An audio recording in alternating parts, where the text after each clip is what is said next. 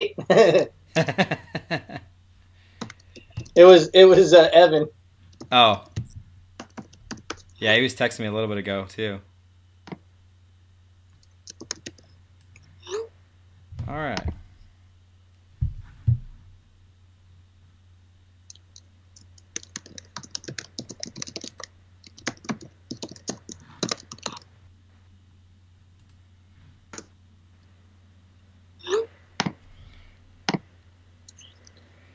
I had clients busting my ass right up till it was time to come on. I'm like, crap, I didn't have time to go get beer. That's like a requirement for the show from what I've seen.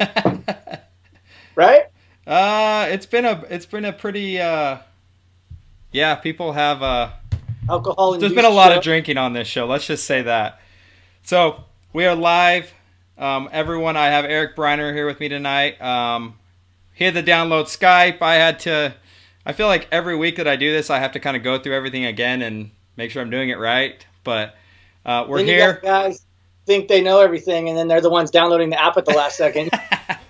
I assumed the type of guy that Erick is, and the stuff I've seen from him online. I assumed that he was the media guy. I assumed that he knew how to do these and all that jazz. So the one app I didn't have. Well, we got to welcome Erick though to the show. I appreciate you coming on. I wanted to. I'm not drinking. I'm just doing the Coke Zero. Trying to watch my figure. So excited for Erick to come on. I noticed a few months ago that Erick had a lot of irons in the fire, and I wanted to have you on to kind of talk about it tonight and how you got your start and what you're doing. I like media guys. I'm jealous of you guys that you can go out and take pictures and video. So if you want to start, just tell us a little about your story and all that jazz. So okay, yeah, how I got my start. Geez, as a photographer, it's hard to pinpoint. I could say 12 years old because that's when I got my first camera that I really got into, right? And so I tinkered around with that. I had an uncle that was really into photography, and he took me everywhere he went. A lot of landscape stuff, a lot of hiking, mountains, scenic stuff, and that really got the bug into me. And then, but at the same time, my dad raced flat bottoms. He was a drag boat racer, and then he was a circle boat racer, and we lived up in Sacramento, Northern California. They still do. And just being around all the horsepower and the boats, that how it is. I mean, it sticks with you. You're a dirt guy. It's still the same thing, though. Yeah. And that gets instilled into you. So as I grew up around my uncle who got me into photography, and my dad who is like a badass in boat racing. Or at least I thought so. From what I hear now, he talks it down, but he probably just doesn't want to tell me all the good stories. No, it's kidding. But I think they're probably watching right now. Hi parents. Anyways, so those two things kind of meshed together and kind of turned into loving to shoot motorsports. And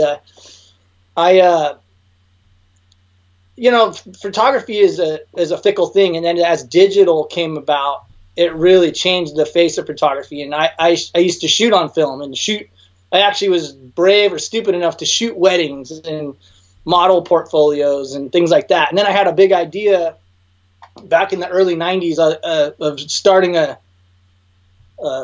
car photography business. And I called it Autographics, and that was my first. Actually, that right there is the first print, the first paid professional gig I ever did. Then it was like dirt cheap, but it went in a newspaper ad, and I was so stoked because I was published, right?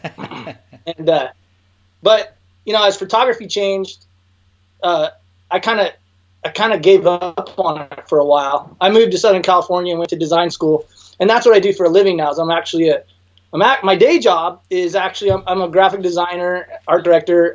I own a small advertising design production company, and I just assist corporate marketing departments with their marketing projects. And but my side hustle that I like more than my regular business is shooting, motorsports. Doesn't pay as well, but anyways, so that's how it all progressed, and I gave up for a while, and then I got, when digital, really came into the limelight, and it became apparent that I could shoot as many frames as I want and not spend $100 to buy a roll of film and waste it, and and only have 36 shots. I got back into it, and then it really blossomed from there. It's funny because on the Dirty Dooner show, for those that don't know, that's my dirt podcast, my off-road podcast. I like to have creators like yourself on it. And it's funny, one guy said, yeah, I went off and I did the wedding thing for a while and it sucked. And then another guy I had on, Daniel Schenkelberg, you might know who he is, but he's no, I'm sorry. It wasn't Daniel. It was Evan Walsh from Black Hat Studios. And Evans, I don't know him. He's Daniel, but so Daniel was like, yeah, I had to go off. I needed to, pay off some bills and some fines is what he said. And I went and did the wedding thing. And then Evan was like, I had to stay as far away from weddings as I could. He's like, no, there's no shame in that. But he's like, I knew that if I went to weddings and I saw the cash, I'd never go back. Yeah. So, yeah, it's true. I mean, if you're a good wedding photographer, you can make some coin.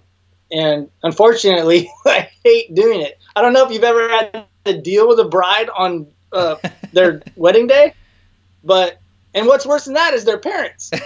So forget about it. Does my wife count? I mean, I had to deal with her on our wedding day. Oh yeah, well, yeah, your wife counts. Probably. You didn't see all the behind the scenes stuff. You just heard the stories, I'm sure. Yep. Yeah. But it's stressful. And then back then I was doing it on film. Look, I even brought props, Jake. This is my first professional camera. It's a Nikon F3 with a real motor drive and a real film cartridge in the back. Dude, that thing is sweet. I was doing weddings on this, and I didn't know if I got the shot till I took it and got it developed. Too much stress. I gave up. But the model portfolios, I was okay with that.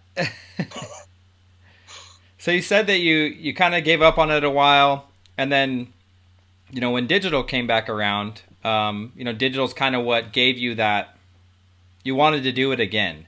In the meantime, you were still doing the design stuff, right? You were still going to school for that, and I was developing, my career as a designer and in the advertising world, and kind of developing. This is actually the business I have now is the second iteration. I had to close the first one down because I lost a client to a sale. I had United, what was it?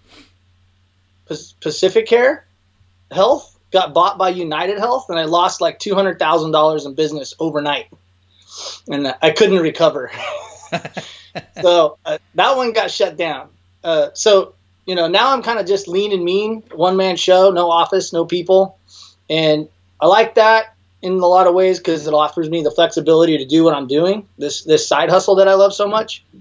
But, it's a little – there's pros and cons. The money isn't quite as good because I'm limited in my amount of time. But it offers me a lot of flexibility. So it meshes. Your clients for your main business, are they, what kind of clients are those? What kind of businesses do you help out? So it ranges. Like I have some big real estate developers, and one of the biggest clients I work through is actually another agency who I've been a part of. It's called the Voyager Group, and I'm one of the group. And it's basically a team of professionals in their one niche that we've all come together, and we bring that to the table. As far as the group, we support the marketing and advertising efforts of their client. And, the lady Vanessa that owns it and operates it, she's great. She's had my back forever. And she realizes I'm also self-employed and have my own business, which is Fire Drill Productions, by the way, firedrillproductions.com. But you got to throw the plug, right? Yeah. So, but yeah, it ranges from their clients are like super high-end real estate developers. We're doing fashion shoots. Like a lot of times or not a lot of times, but as many times as I could wrangle it, they'll fly me up and I'll do like a full-on fashion shoot in Bellevue, Washington. It's bitching, and it's good money. I shoot a lot of product, and I actually set my studio up right in my own garage. So I do a lot of product photography in my garage. And, you know, a lot of that is medical. My own clients tend to be more technology and medical and some automotive. And so it's like a real big departure from like motorsports and horsepower. In fact, the reason I split off and started calling myself Fast Style Photography is because I had this really like identity crisis on my online presence, right? Like my website said Fire Drill Productions, and it's like that name came about because everything in marketing is a fire drill. You know, it's like I needed it yesterday. Are you done yet? I'm like, I just got it.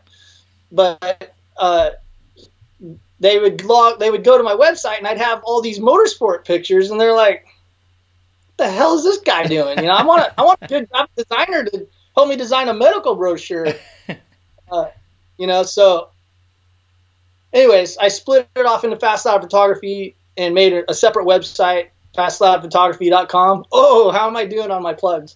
Good, you're good. And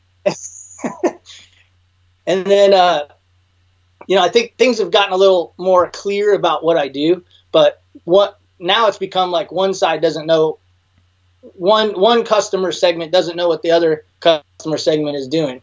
You know, like I booked a shoot this weekend. I'll be in Havasu tomorrow, and I'm shooting the River Whips Meetup on Saturday. But because I was going to be out there, I booked a shoot for a guy that has a bitchin' Bronco and a matching painted boat, and we're going to do a shoot. I don't know. We're kind of scouting out locations tomorrow. So, but my point is he probably has no idea that I have an advertising and design company, right? He just knows me as Fast Style Photography. He's seen my pictures. He found me online or whatever. Instagram, and I love that. For that part, it's really working for me. Well, you know, for someone like me, I think the first time I actually kind of like really noticed you was when we had Evan Hobgood on the show. There's a plug for Evan because Evan's coming back on in a few weeks. So that's awesome. That guy, I swear to God, he gets me. And Evan, I can't see I can't see who's watching or anything coming up, but that guy is him and Al, and they're so and like supportive, and I just can't really. You don't come by guys like that very often who are just willing, like they're there to pump you up and make you, you know, be ready for success. And I like being around those kind of people. You know, they've picked me up by my bootstraps several times already, and I've only known them for I don't even know if it's been a full year yet. So, props to those guys too. Well, while we're talking about it, let's talk about the Catalina Fun Run. Let's do. I'm pretty sure I'm going this year with Evan. Oh, sweet. So awesome. That's where I kind of noticed your work. That's where I kind of saw how talented you were and the shots you got. I mean, talk about that event a little bit, and then we'll come back and we'll talk about the River Whips meetup this weekend.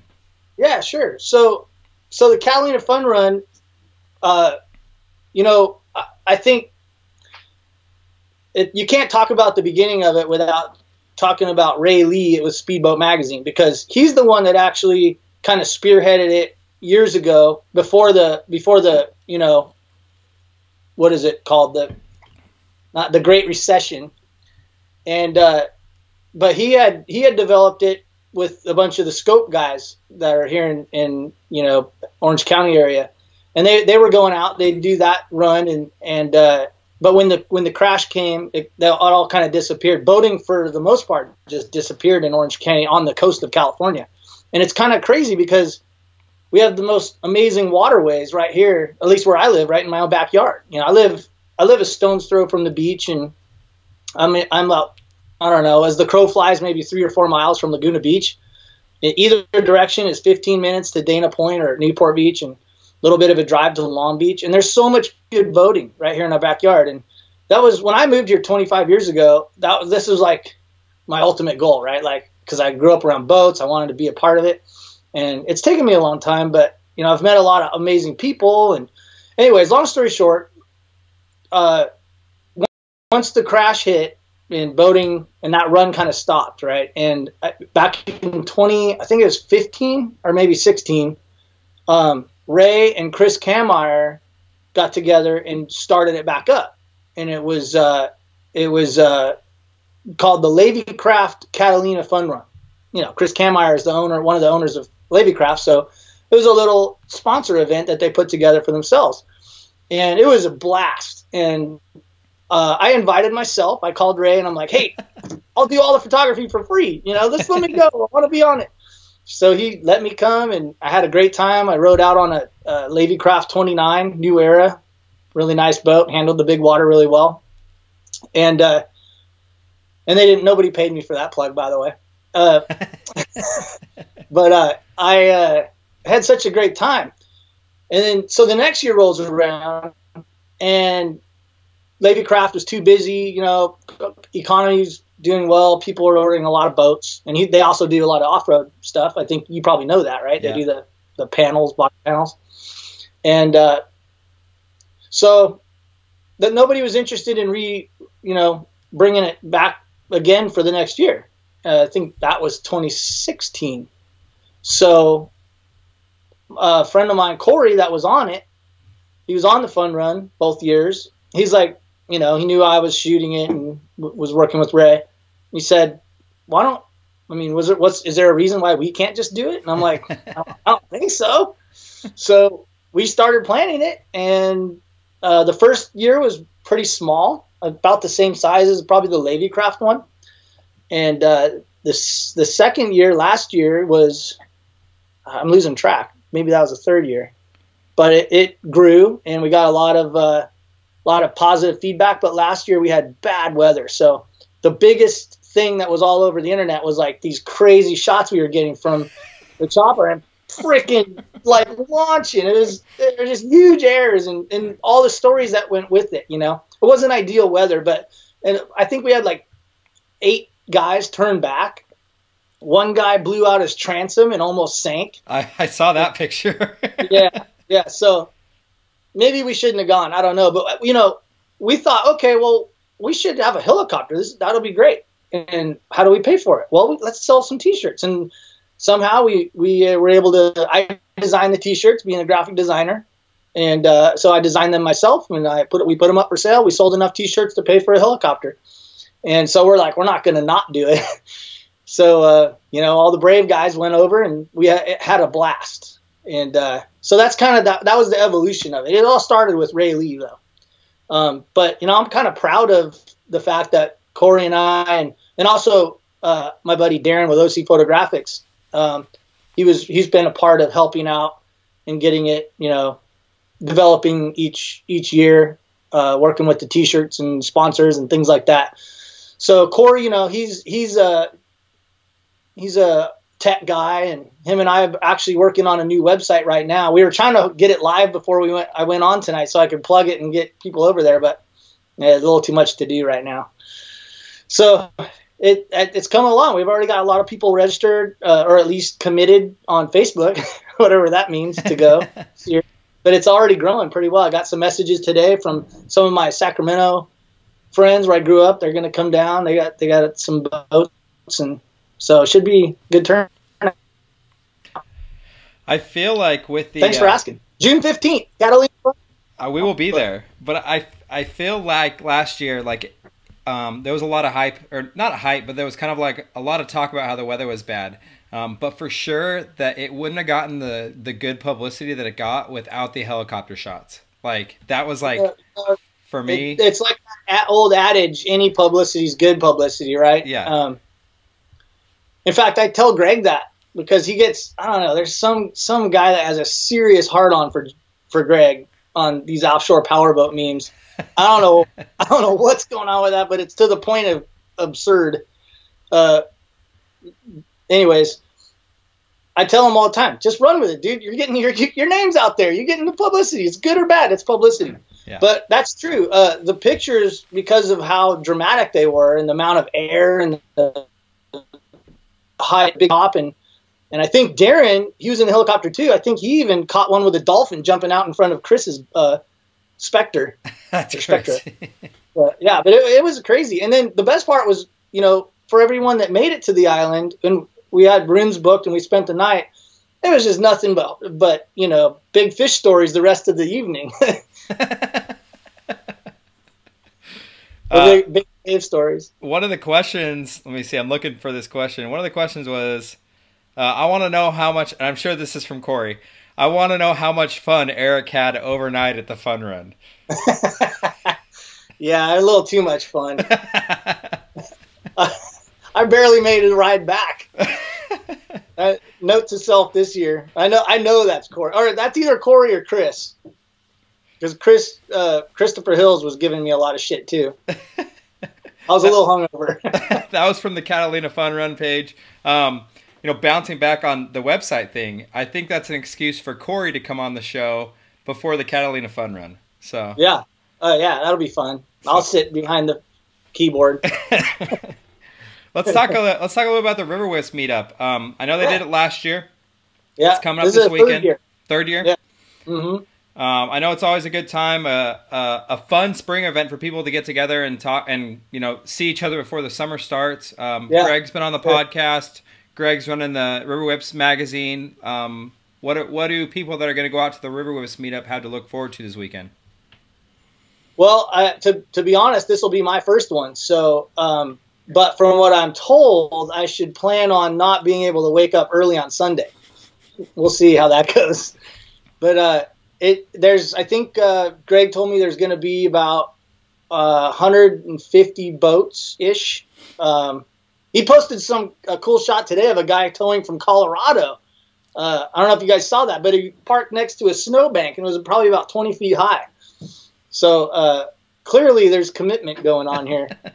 But it's about 150 boats. I've seen a lot of people posting pictures, say that 5 times fast, for the boats they're bringing. And I mean, it's going to be, I think there's going to be a lot to look at and definitely a lot of good people to hang out with. I'm excited for it. I mean, I'll be working. Yeah, you almost can't call what I do working because I have fun while I'm doing it. But it's like the only job you can have that's acceptable to drink on the job, right? But it sounds like it's going to be a great time. Yeah, and I think even Nick from Desert Whips is doing kind of a dirt thing this weekend too, to kind of bring even more people out. Not like cool. River Whips needs help bringing people out, but I think it should be a really good time. Pirates Cove is always a fun time for everyone, for families. Yeah, I love that place. It's so cool. So. And they're signed on recently as one of River Whip's advertisers in the new magazine, so that's exciting. And they're going to be great hosts because the best part, the thing I'm looking forward to, because I don't get to do it like you guys do, is we're probably going to do a little off-road, trail ride that evening. I don't know if people are sober enough to drive. Maybe Sunday, I don't know. But that's something I don't get to do a lot, and it's a lot of fun. Actually, Evan and Al and Steve Rangusis, they all took me out, I don't know, a month or so ago, maybe a little longer, and did a trail ride from Havasu to Topak, 66. That was a good time. Made me want one. I got to quit doing photography so I could start making enough money to buy all this shit. It's getting in my way of making money. Well, Greg said Pirates Cove, walking around with the pirate girl taking pics. So. Oh, sorry. That's my daughter who clearly didn't get the memo that I'm on a famous podcast tonight. Let me just. That's not going to work. There we go. What is that called? Sleep mode or whatever? Do not disturb. Do not disturb. She just recently moved out, so I feel bad for not answering, but I'm halfway to being an empty nester, guys. Who else do you do work for, as far as the boating world? All of them. I mean, kind of proud to say that, really. The first boat magazine I started working with was actually Speed on the Water. And I was out in Key West, and I had met Janet. She doesn't go by Hook. It's Nigel Hook's wife. Nigel Hook is the driver of the Lucas Oil offshore team. Okay. They have the Silver Hook boat. And she came walking by and saw my big camera, and she's like, "Do you know how to use this one?" And I'm like, "I can figure it out." So she hands me literally probably a $20,000 setup. I've never met her. I'm sitting at the bar at the what's it called? The pier, the Sunset Pier, right in front of right on the waterway where the course is. And she walks up and says, "Do you know?" Because she saw mine. "Do you know how to use this?" I'm like, "I can figure it out." Gives it to me and says, "Get shots of the red Lucas oil boat." She runs off. I'm like, "Are you kidding me?" There's like, you handed me a $20,000 camera. And so I did the best I could, because it was actually a sign camera, which is a specific for movies, and I really did not know it. I did not figure it out in any short amount of time, and I probably did really terribly, but she was gracious about it. And that ended up making this relationship where I ended up, getting kind of comfortable with the team and got to know the team, and that connected me with some people. And then I kind of got brave and was like, I'm just going to call a magazine. I work with others. Why not these guys? And so that's what I did. And they were the first ones to actually bring me on and let me shoot and, write a check every once in a while. And then from there it was Speedboat. And then from there it was Dave, River Daves, and now River Whips. And then, a lot of other non-boating stuff too through the years. Well, and I think there's a lot to be said about each one. Obviously, like, I'm familiar with River Dave's place and the stuff he does. I'm familiar with River Whips. I don't know. I see a little bit of the stuff that Ray puts out there with Speedboat. I'm not super familiar with Speed on the Water. But the fact that someone like you works with all of them, it kind of shows me, like, there's value in each one. And each one kind of has its own, I don't know, I don't want to say lane, because that would mean people would have to stay in their lane, but each one kind of has its own thing that they do, that they focus on. And, you've been able to add a lot of value to each of them. I would hope so. I mean, I would hope they think so. I love working for all of them. I really like all the guys that are associated with each one. Matt and Jason with Speed on the Water, they're great guys. They're real. They're I don't know. They keep their nose to the grindstone and stay out of all the funny business. And they just turn out publication after publication and news story after news story. You can't even call them. They won't answer their phone because they're always working and always busy, or they really don't like me as much as they say they do. But the one job that's consistent that I get to do through them and Speedboat, which I really love this part of the time of the year. It's in August, is the Big Cat Poker Run up in the Northern California Delta. And that's where I'm from. I grew up there. So when I got the opportunity actually Matt with Speed on the Water is the one that set it up, but he put me in touch with the promoter, Glenn Hoffman, he's with the Big Cat Lions Club. And that's actually where the name comes from. It's not because of the big catamaran boats. It's the Big Cat Lions Club, which is, the local charitable entity that does all these fundraisers. So they do this poker run in Discovery Bay, and the promoter hires me, and then I've got a pretty awesome deal that I love, and I hope I get to keep shooting it for him. And then all the magazines kind of pitch in, Speed on the Water and Speedboat, and they help cover the costs for me to be there. And, it makes it affordable for Glenn, who's trying to give away all the money, right? Because the whole point is being charitable. And so it's really kind of a win-win-win, and I feel like I win too. A lot of times I can barely break even on these trips. There's not a ton of money to be made, but I never figured out I made a lot of money, but I've figured out how to have a lot of fun. So I'm just going to keep doing that. Well, it's like you go back to what you were saying a minute ago. Having a job where you can, it goes past just drinking on the job. Having a job where you can see cool shit. Throw back a few beers and be in cool places. Like that's worth it to me. So seriously. And I got to add, being around a lot of cool people. Yeah. I've met so many great people through doing this. That's probably the biggest benefit of giving away work. I'll trade in. I mean, I try not to trade in. I can make $1,000 a day shooting a fashion shoot. And, we won't talk about what I'll make doing a boat shoot, but the amount of fun that I have, and it's a lot of times it's covered and paid for, and the people I'm introduced to, I wouldn't trade it for the world, because I don't have a boat for one, but it's just been a really great experience, and I have no complaints. And I have similar experiences. Like I work for an RV company here locally in the Phoenix area, and everyone kind of says like, why, you could make a ton of money off doing the dirt podcast, or you can make a ton of money off doing, boats and shows. And I'm kind of like, well, if I get to go to events and, half of them, my wife gets to go with me and we get to experience things we've never experienced. Like for the first couple of years, I'm perfectly fine with that.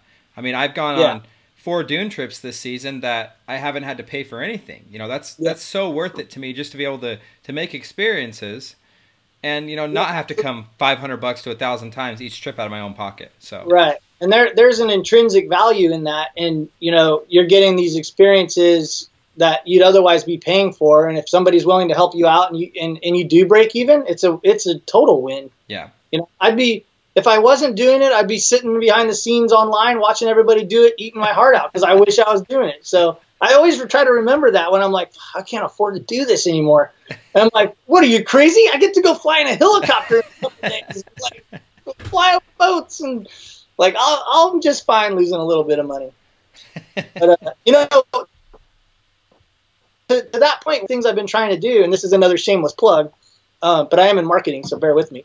I've tried to start last year. I started developing a YouTube channel, and I thought, there's guys like Todd Taylor and Pete Bowden and all these photography guys. Darren, my buddy Darren, and Scott. Scott's with Strider Photo, and we're all like out hustling, and hopefully we sell a few pictures and we get assigned to a few jobs, and it's all good, But I'm like, how can I make it a little more profitable, or maybe try to start making some brand deals? But you need an audience for that, as you know, with a podcast. And so I thought, I'll make a YouTube channel. I'm going to be a YouTuber at 48 years old. Great idea. So what I discovered was, if I'm not talking about dyeing my hair blue and wanting to cross-dress my dog for a week and see what it's like, and 10 ways to commit suicide, I mean, there's no freaking way I can't get people to subscribe. 98.5%, and that's a factual number because I sit there and stare at my stats on my YouTube channel, are the views I get. And I'm getting 41 right now. At this moment, I'm at 46,000 minutes in the last 28 days of viewing time. That's pretty. I mean, I don't know what to compare it to. That's impressive. Yeah. 12,000 unique views, 9,000 unique viewers, right? 98.5% of my audience is unsubscribed. It's a one-word little red button below the window that says subscribe, and I can point to it and draw arrows and ask, beg, and plead. Like, can you just subscribe? Because then I can start making some money after 1,000 subscribers. No, people will not do it. I cannot get people to subscribe. I don't know if I'm too old. I'm not talking about blue hair and whatever. I want to be a transvestite for a week. I can't get people to subscribe. Maybe I'm just too old for it. No, dude, it's a slippery slope, and it's I'm sure that all these people that do the media stuff in the boating world, like I'm sure it's a weird thing for them too. There's stuff that you think would get so much attention, or you see people viewing your stuff, and I'll have a video on Instagram that'll have 100,000 views. Oh, and it's random. But I still only have 9,000 followers. So yeah, I have a video of just a flat bottom at the flat bottom boogie with my phone, and it was sitting there idling with the blower surge, blah, blah, blah, like 40,000 views in a week. It was crazy. It just like totally took off, and then that's when all the likes come in, right? Like new followers, and then it just went dormant. And then recently, Summer at Swoop Motorsports shared it to their page. They got like 65,000. Well, of course, they have a lot bigger following than I do, but they got more than I did, and I was the original poster. But still, did I get any new followers? Did I get any subscribers? No, I told them all, oh, you should go check out my YouTube channel, fastloudphotography.com at YouTube. Nope. I don't know. I get maybe people are just afraid of giving their email away. I mean, it doesn't take anything. It's just clicking a red button. You don't even have to watch the damn thing. Just subscribe. YouTube will not monetize your channel until you reached 1,000 subscribers. And the crazy thing is, and now I'm rambling and I blame this, but the month before I started my YouTube, I really screwed up. It was 100 subscribers and 1,000 minutes of watch time. And it was what it took to monetize your channel. The month after, or a month later, I started mine, like on December 31st or whatever of 2017. They changed it to 4,000 hours of watch time and 1,000 subscribers. So like tenfold of everything, right? And I reached the watch time in November, like in 11 months, but I'm still like below 1,000 subscribers. So it's frustrating. I guess I'll just keep hustling digital photos online. Well, if you're watching this, shameless plug, go to Erick's Fast Live Photography and subscribe. Yeah, youtube.com/fastlivephotography. Also, CatalinaFunRun.com, FireProProductions.com. Well, no, we'll include all those in the info for the show too. I'll go back. I've got two last questions for you. What's the coolest project that you've worked on doing Fast Live photography? That's kind of hard, but I'll say, it's really hard. I even have props for that. I didn't even realize it. The Gentry. It was the Gentry Turbo Eagle Scarab, and I don't, there's a mixed audience. I'm thinking there's probably a lot of river guys and some ocean guys, but if you're as old as I am, you remember the Gentry racing teams, and there's a particular boat that I even remember as a kid an older kid, young man. Don Johnson raced it, and it was Tom Gentry was a millionaire back in the 80s, and he had developed a whole race team.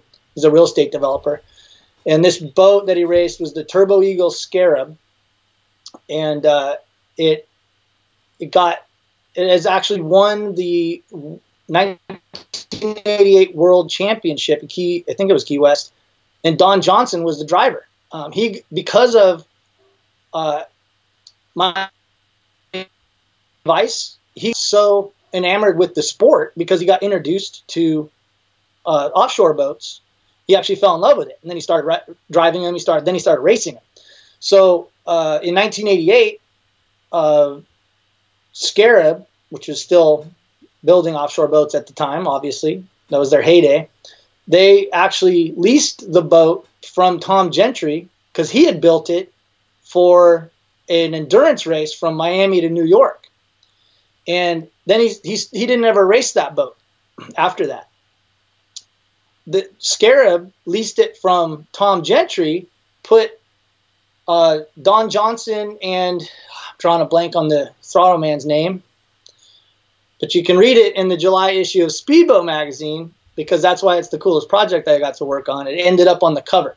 And long story short, this guy in Newport Beach, a lot of money. He found the boat.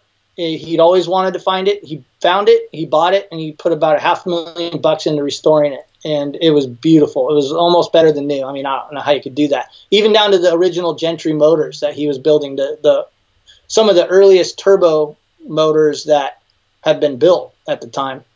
And it's just a beautiful piece of vintage equipment. And I got word through a friend of mine, Joe, that they were going out on a ride, and one thing led to another, and I wrangled a bunch of guys, including Evan. I'm like, hey, because everybody heard about it, right?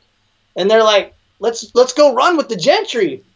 And I'm like, well, we got enough guys. Why don't you all pitch in $100 and we'll get a helicopter? So that's what we did. And Corey and Evan and buddy Chris, we all pitched in a little bit of money and rented a helicopter, and we flew down the coast of Newport and did a big photo shoot and ended up in the Speedboat magazine.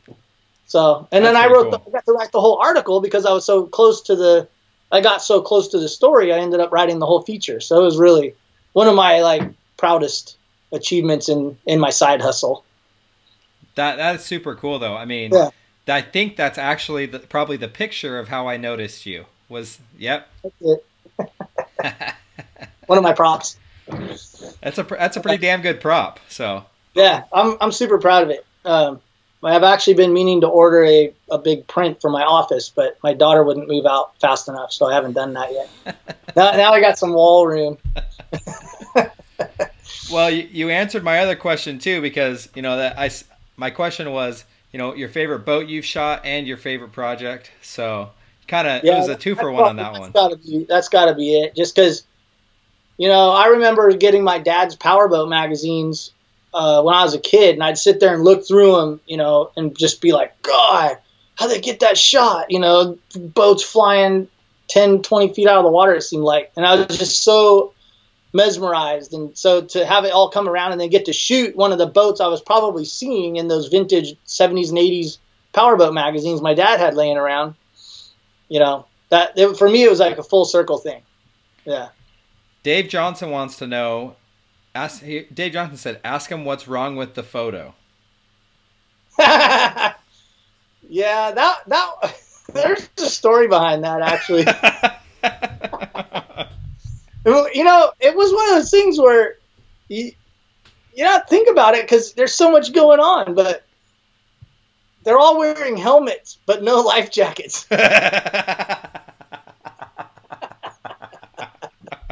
And that wasn't me. I mean, in all fairness, I was in the helicopter like 10 miles away at the airport getting ready. I didn't know they were going to wear helmets or not wear life jackets, right? So I fly out over the coast. We all meet at the Huntington Pier, and this is during the Catalina Fun Run, because what happened is that first photo shoot with everybody kind of pitched in, it was an impromptu, offshore photo shoot.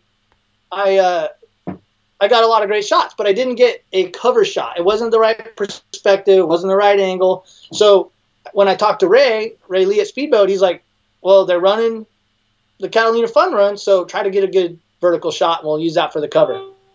You got it. So that's what I did, but I had no idea they were going to all put on orange helmets and no life vests. And, so, the astute, like Dave, thanks for pointing that out, Dave. Pick that up, but it's still a cool shot. I'm proud of it. He did say, still a badass photo though. So yeah, it's good. There they are running with helmets.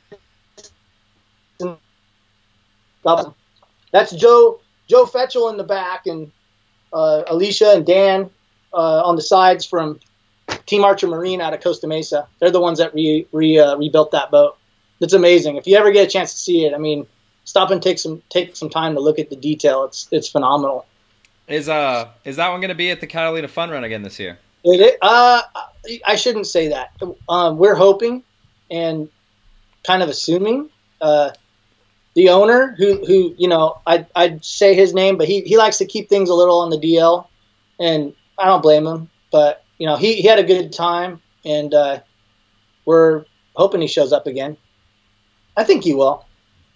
Well, hopefully, because I want to see that boat in person. So yeah, for sure. And we actually were trying to work on. We got recently got a message in a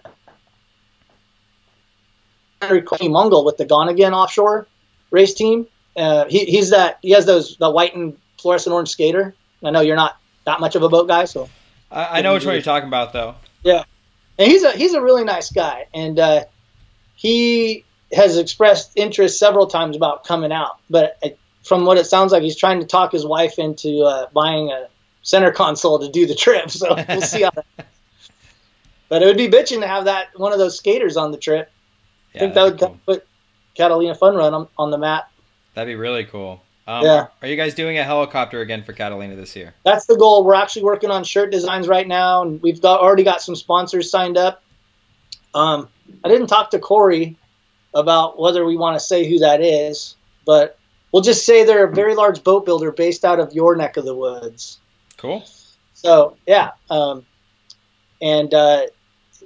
think we should be okay. I mean, we have more interest than we did last year, and it's a lot of work. It seems like, we'll just pick a date and everybody will show up. But if you want to have a helicopter and you want to have a good time at the beach or on the island, and kind of have at least be halfway organized, there's just a lot of work to do. And then plus, if we're renting a helicopter for the day, we want to make sure that everybody buys a shirt, gets photos, and that means galleries, and it's like a lot of things that don't seem like a lot of work in the beginning, and they end up taking a ton of time.